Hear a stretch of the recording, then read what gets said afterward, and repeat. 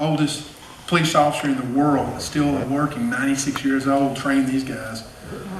Yeah, I got pictures of him too. This is my brother Greg. Yeah, I know he got the brains. I didn't. Anyway, go ahead, Greg. How do you follow that? My little brother, I thought he was a really good police officer, but I think he's found another profession. I thought I was a good public speaker, and I'm very impressed, Scott. I think that your calling is very impressive. You said most of the stuff I was going to say. Not used to using microphones. Yeah, I know. My right. It's something that we did as kids, and I couldn't help it. I used to jack with him. My father's face to face with the Lord right now, and really and truly, this is a promotion. He's happy with where he's at. Dad was a result of his upbringing. My grandfather, Leo Hogue, was a very tough but kind individual. His kindness was showed in being tough and raising good young men with integrity. My two uncles here, both police officers, both good men. Along with my father, I wasn't always listening to my father. My little brother did a lot more listening to my father than I did. But my grandmother, Nanny, very kind, but she could be tough when needed. And she instilled love in us, and it was a part of bringing up sons of integrity. I think that's critical, that you raise your children, and like Scott says, that the way you raise your children can affect many generations afterwards. My father started as a kind of chubby little kid, and then he found weightlifting. Scott took on to his weightlifting, not so much me. And that weightlifting allowed him to become very good in football, gain confidence, and but for a knee injury, he probably would have played at TCU and gone further than that. It also stopped him from going in the Marine Corps, which was something he really wanted to do. So my dad went to work for the telephone company, and when he went to work, he went to work. That was his passion.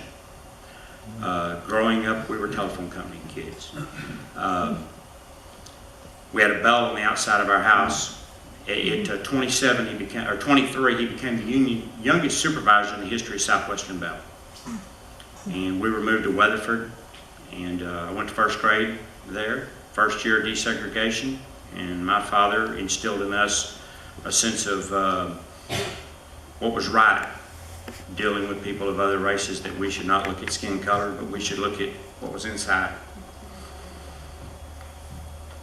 We had a bell on the outside of our house that this is before cell phones and pagers, so if a long distance toll cable broke, my dad had to go. And my uncle Roger introduced my mother and father. My uncle and my dad were, back then, it wasn't a bad term like it is now, called playboys. They had cars, they ran around, they had a nice time, they were big, strong, strapping men. And my dad didn't need to look any farther once he met my mother. That lasted 57 years. My dad was real unusual when it came to the way he dealt with our family. When my brother was born, instead of bringing flowers, he bought a washing machine and dryer. My mother said she wanted a piano, and a baby grand piano showed up. In our house over there in Hurst, it was this huge piano that took up most of the living room and everything, but we had a baby grand piano. I was probably a difficult child to raise, as most people that know me. I'm pretty ADD, and they didn't have ADD meds back then. My little brother listened a whole lot more, and my dad had to be a little sterner with me, but it worked. It instilled in me and my brother the sense of community. I went to take the civil service exam with Scott, so I'd know what was on it, and I had to be talked into being a firefighter. Probably the only one in history to have to be talked. my dad did many things to try to connect with me because I was difficult. First, we tried hunting.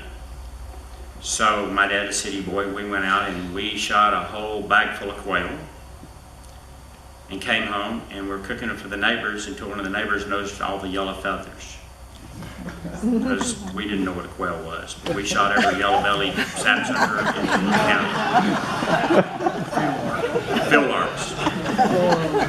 My dad bought a 68 Z28 from the credit union that had the engine taken out of it. And because I was into cars.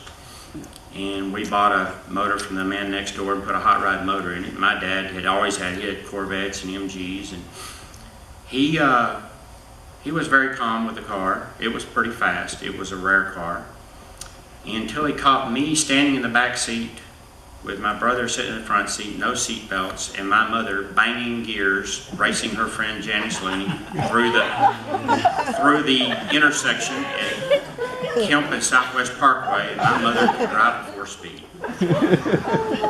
And she left the line, wheels turning, tagged every gear right on time. My mother would have been a drag racer. And that was Friday. Saturday morning, the car was gone. The young man that body crashed it that weekend. So it was this thing. My father and my parents took people in, whether it was people in the military at our church or somebody that was being abused. My brother and I had to stay in the same room for a while a young lady that was being abused by her father lived at our house. So he's touched the lives of many people. I noticed a lot of the guns are here. When we were growing up, we were told that if something happened to Bill and Carol Gunn, that they were going to have to build another house because all of their kids would be living with us.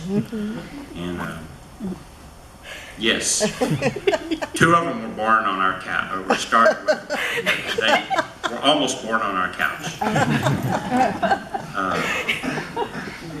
Back then, the telephone company was like the police department or fire department. It was a good place to work. It was an honorable place to work. And when you had family problems, you got dropped off at another telephone pump, or when you had to go somewhere due to, I think my grandfather had to go to the hospital and they dropped us off at the Gunn's house. And then when something would happen with the Gunns, their kids would show up at our house. And we were like brothers and sisters. We grew up with the Gunns. If they weren't so much like sisters, I'd probably been married to one of them right now. But we went out on a date and we looked at each other and we're like sisters, brothers and sisters. But very good family, like my father. But in closing, my father was as tough as he was kind. He was always there to help people.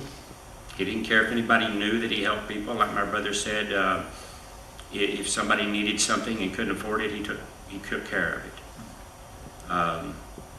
So he is happy where he's at now. He told us that's where he was going to be and sent us home. I knew that this was probably not going to work out, and I knew why he'd sent us home. He didn't want us to be there. So, in all of this, I'm glad that he raised us the way he did, and I'm extremely proud of my brother. I think he has a profession after being a police officer if he ever quits doing that, because my little brother loves protecting his children, as he calls them. And he says that the bad guys will have to put him down before they can get to the children. And that's why he trains hard, works hard, and that's all. I'm just proud of you, brother. Thanks, Greg.